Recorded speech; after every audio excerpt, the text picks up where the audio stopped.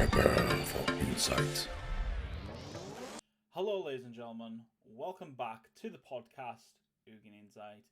It has been, let's be honest, quite some time since we've done one, and what we are going to be doing going forward is this is going to be generally a one-to-one podcast between me and you, but also I am going to be showing a vidcast on the YouTube channel, so if you are wanting to see my beautiful face, you can.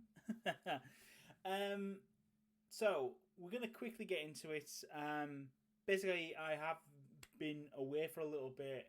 Some very horrible stuff happened IRL, and I've been getting myself fixed. Along with that, I've actually been getting the PC rebuilt because the poor thing needed a new graphics card. I think Arena had maybe slightly broke it, but these things happen.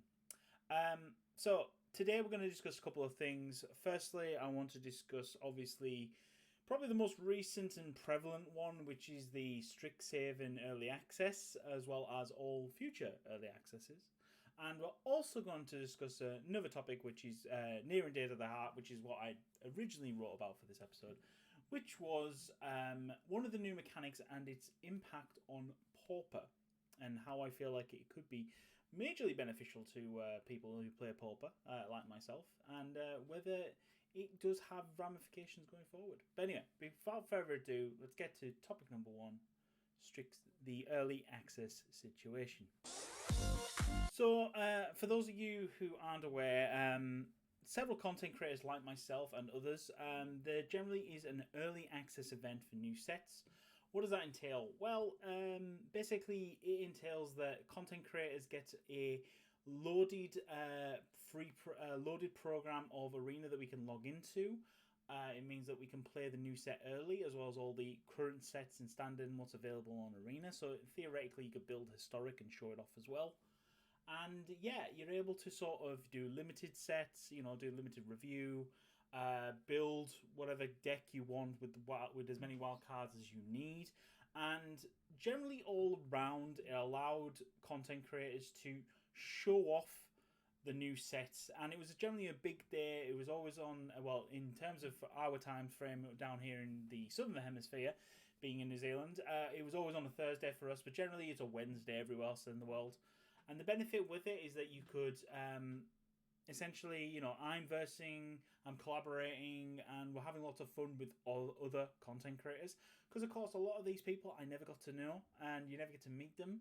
But the fact is, you get like minds, and you sort of see a cool deck idea or interaction, like, ooh, that's nice and that's sweet. And most of the time, there's a general good sense of, we're here to have fun, we're here to show off some sweet things.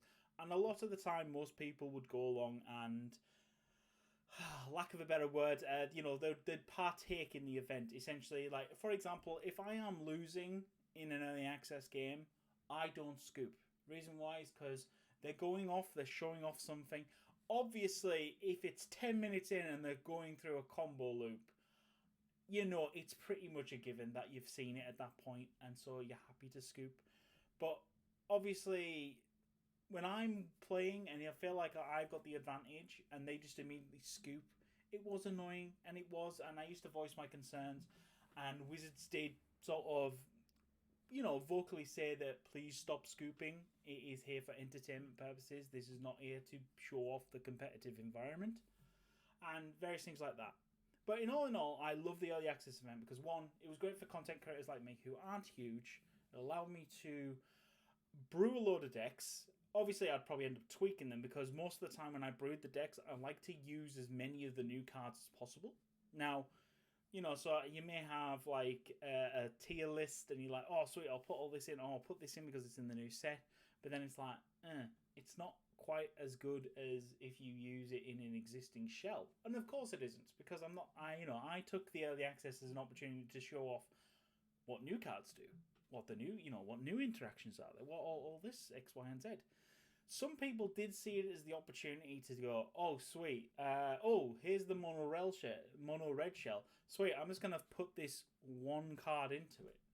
And you'd see it all the time in early access event, that you'd see this deck that is dominating standard at the moment, and they put in one card, and that is all. And it was like, it just doesn't quite work for me. But that's by the by. But anyway, so why is this big thing? Wizards have decided to obviously cancel the early access programs going forward, starting with Strixhaven, which is annoying because people like myself, obviously we know that the sort of the scheduling and the planning and the prepping, and so I'd already booked off work. Luckily, I've been able to get half a day refunded, but that's by the by. I'm planning on doing some content anyway, just to maybe do a little bit of streaming, hook up with maybe a content creator or two, and we can hang out and stuff like that.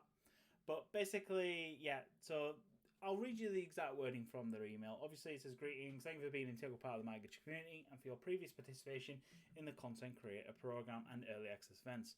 As we continue to build the community program to support creators across multiple platforms, Wizards has made a difficult decision to discontinue the Early Access Program going forward. The Creator Program Discord will remain active and serve as a hub for all creator opportunities going forward.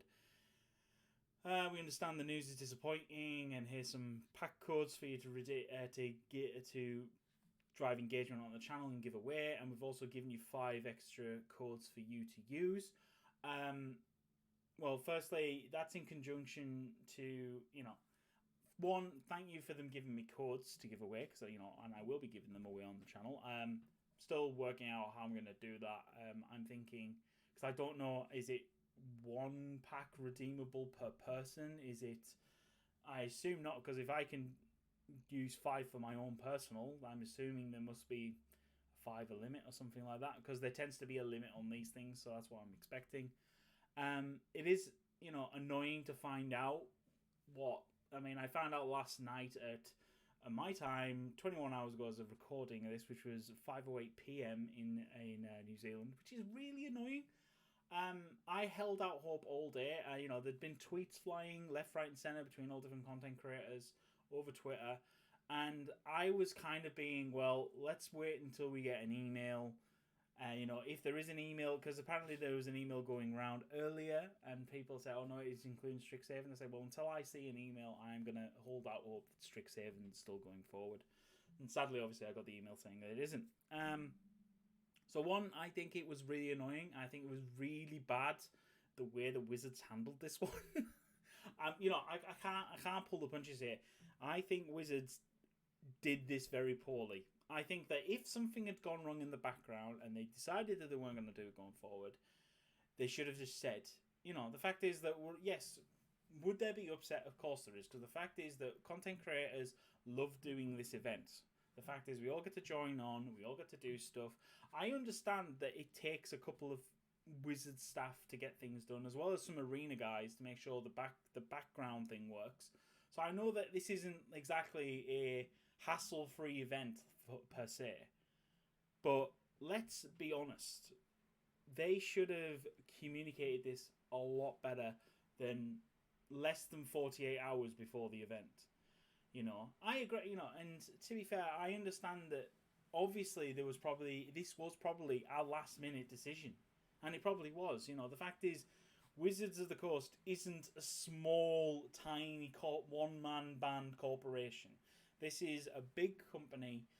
I work and I have worked in massive organisations, including ones that span continents. And the fact is that the bigger the company, as I've always described it to people, is that whenever something has to happen or something has to change, it doesn't turn on a dime. It steers like a battleship. It takes a time to come back around. So this decision may have been made months ago, and it's only just coming to the forefront now. And of course there was urgency, and of course there was things wanting to be done, and it was annoying to people, and that is sadly the bad thing about it. Obviously I've seen today, I saw Pleasant Kenobi released a video, obviously explaining his frustrations as well. He is obviously a much bigger content creator than I am, and he has his own opinions. And likewise, I know that there'll be probably others who are also doing videos and podcasts explaining their frustrations with Wizards of the Coast as well. But I want to be sort of a voice of reason, maybe, possibly. I don't know if it's going to be a voice of reason. Things are going to happen, and the fact is, they've stopped it for now. But let's be honest, the early access was only ever providing essentially free publicity. All right, okay, yeah, there was some work involved, so there was a cost to it to Wizards. Don't get me wrong, but in the cost of, of organizing, because I certainly wasn't getting paid for early access. I'm a small content creator. I was using the early access just to flood my channel for about at least a minimum of 10 videos with limited and some deck and some brewing gameplay, and that's all I did. I would spam the entire day. I would take a day off work, so I'm still being paid for work. I'd take the day off, I would sit down, I would hammer out however many decks, and maybe do a little bit of limited gameplay as well, and that would go off on my channel starting roughly the next day, if not the day after, and literally I'd have consistent amount of videos for maybe 7 to 10 days of a daily release. And yeah, some videos would do better than others, some videos wouldn't, but you can't plan these things. I am a smallish channel and I only get X amount of views. But I don't care, because I only do this for a hobby. Some people who do this as full-time thing might perceive this as a major blow, because the guys who do this as a full-time thing use the early access to sit down and power out not only a load of brand new deck ideas for Strixhaven, but they may have used it for, I've had this random idea as well, I'm going to try this out. And, and they may have done that, and that's the thing. But, it's kind of one of these things of what I wish Wizards had done. When they sent this email, is they said why they've stopped it. They just said they've stopped it. And obviously, they don't have to give us any information, because they don't, one hand giveth, the other taketh away. That is the way things are. You can't get round that. But all in all, it is disappointing. It is. And, even they said that we understand this news is disappointing. They're right. It is disappointing. Do I want to play the early access? Of course I do. Why? Because I found it a great laugh. I take the day off work to sit down and play Magic all day and stream and live my fantasy that I could do this as a full-time thing. Even though I'm never gonna. I couldn't do this full-time. I haven't got the mental patience. Because between this and having to record and doing all the editing, that is more than a full-time job. And it is. And that's the sort of no lie about it. But anyway. So, to wrap up as a summary. Am I disappointed? Yes. Are Wizards disappointed? Yes. Is there going to be backlash from the community on this? Very much likely. I got a feeling a lot of people are not going to be happy about this, and they're going to want for blood or want answers in general.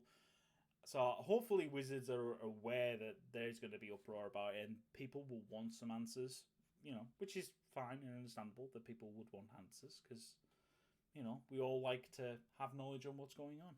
So anyway, hopefully it does come back to us down the line, and hopefully we get an explanation. That's all I can say. Anyway, so without further ado, let's move on to our second topic of the first podcast back.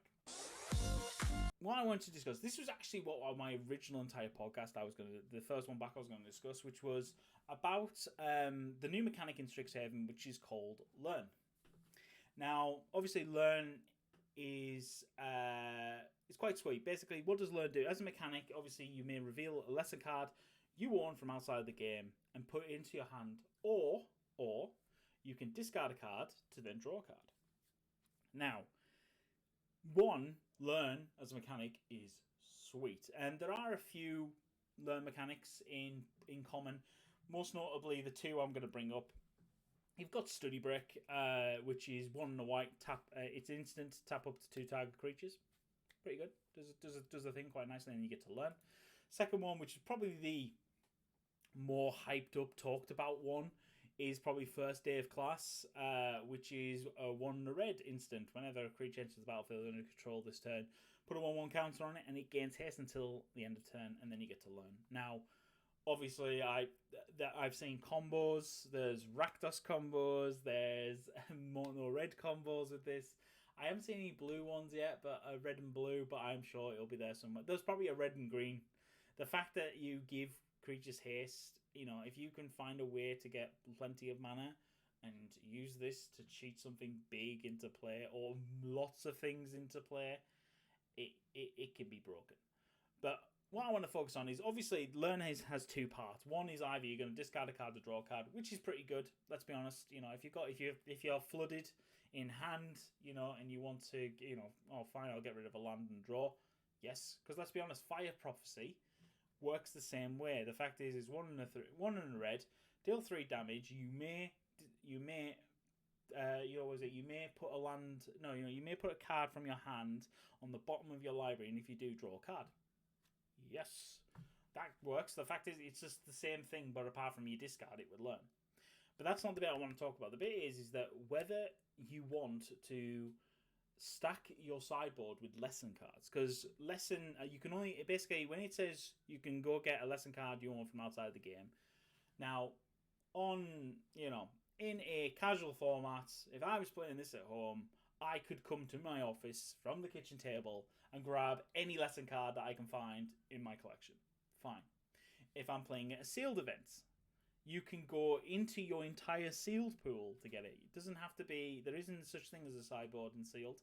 And the fact is you can go and grab it from your sideboard.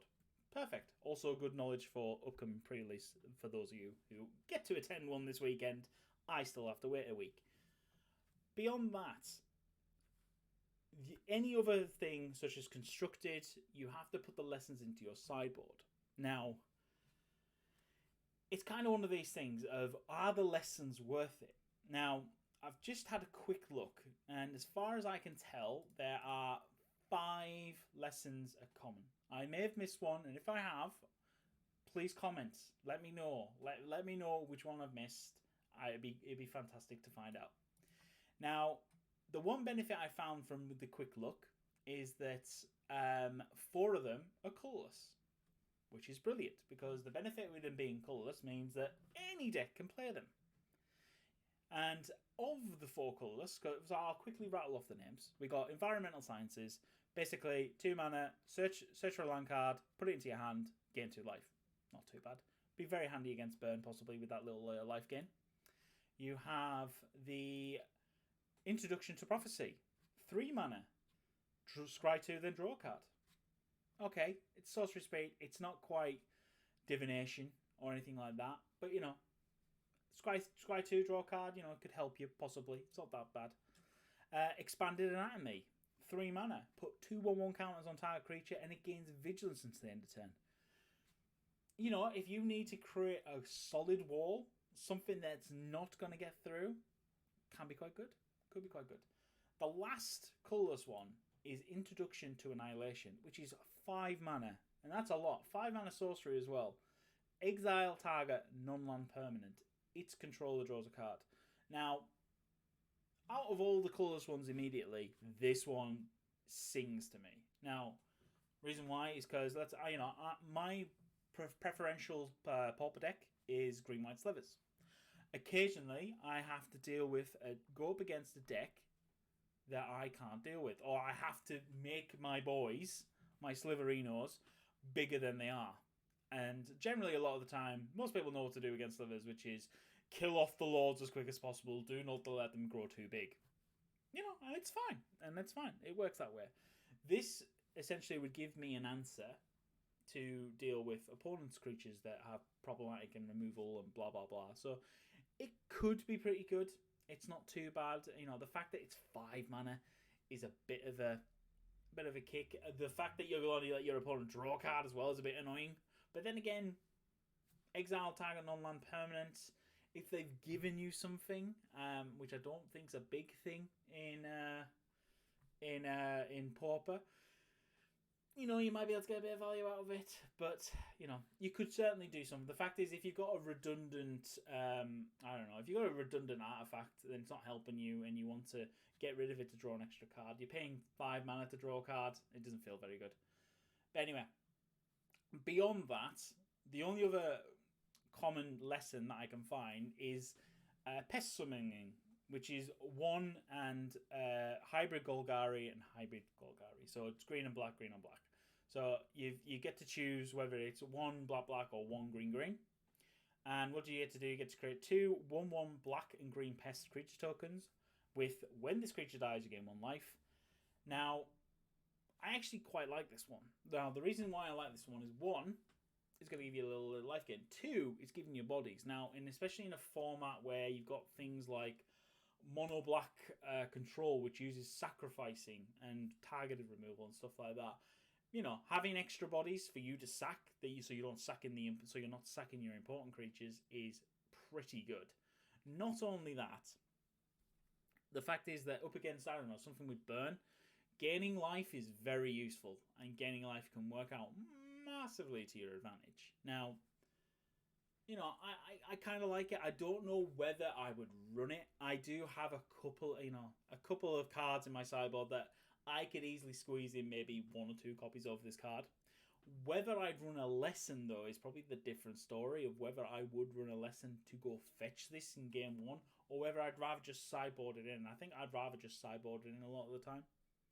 So the question would be is, and I want to pose this question as well as a question out to everyone, is what are people's thoughts in regards to running Learn as a main, as part of your main mechanic to go get stuff in your sideboard? Is it beneficial? Do you think it's good in terms of a constructed format? Obviously, limited aside, as well as casual aside, because you can go get them from wherever. I'm talking about you have 15 slots. Now, you have those 15 slots, and quite frankly, a lot of those slots are very precious to certain things. For example, in my Green White Slivers, I have 6 that are booked out. Purely 3 for Standard Bearer and 3 for Obsidian Acolyte. They ain't gone anywhere. So that leaves me 9 slots. And those 9 slots are, pretty sort of juggly, unique. But, it's whether I would run, like, Pest Summoning, for example. I'm just actually quickly going to grab my deck, my Pauper deck right now and see what other cards I have in my sideboard, because I can't ever remember my sideboard. I pretty much know the main board off by heart. So let's see, that's it. So we've got 2 Relics of Progenitus. Great for any graveyard. Any graveyard hit, definitely going to go in there. Return to Nature. Also a great card. Why? Because 1, deals with artifacts, deals with enchantments, and can also exile a pesky, problematic graveyard card. We have Epic Confrontation. Now, I've already got 2 in the deck. The fact is, so that's a slot that could move. And then Armadillo Cloak. It has saved my butt more than once. Armadillo Cloak is not even funny. So I would be hard-pressed to remove that. The last 3 slots that I have is Prismatic Strands. Now, this is a great mono white. It's a mono white fog, and all I have to do is tap an untapped creature to flash it back. To me, I don't think I could take those out, and so that's 9 cards on my sideboard that I can't change. And realistically, I'm not going to remove my relics because they're just amazing. So the question still stands: is it worth running Learn as a main mechanic that you are going to go use your sideboard? Please let me know. I'll be very interested to hear the results. And yeah, beyond that, what I'm going to do is I'm going to start posting on Twitter topics of discussion or things that I am going to be looking at. And generally, this podcast is going to revolve around as it used to do, which is upcoming things, current news, situations going on. And occasionally, I'm going to like to have a guest on. I've been speaking with a few people already about that, and I've had a few offers if they would like to come on and have a chat with us. So that's going to be quite cool. So we're definitely going to see some sweet things coming through via the audio as well as the visual, because you'll get to see not only my beautiful face, you get to see others. And yeah, so without further ado, we're going to end the podcast there. It's only going to be a short and sweet one today, as I don't want to drone on too much. I could easily drone on and on about the wizard stuff, but I don't want to. It'd be a very boring thing. But yeah, so I just want to say thank you to everyone who has been supporting me these last couple of months. It's been an absolute pleasure, and I truly count you all as good friends. So thank you very kindly. And without further ado, please make sure that you obviously check out our YouTube channel, Orcshead Magic. We are nearly at 1,000 subscribers on there, so please, you can drop that. Obviously, I have no idea where this podcast is coming from at the moment, so I will be announcing that obviously in the next episode and remind people to follow us on whichever podcast service that we are using. I've been given a couple of recommendations, so whether I'm posted out in a couple of places, I don't know, but I've just got a feeling I want to stick to one and go with that. So that will be the main plan. And yes, so thank you for joining me. I have been your host here for Ugins Insight, Jordan from Oakset Magic. Catch you all on the flip side. Enjoy yourself. Stay safe in this crazy world. And goodbye.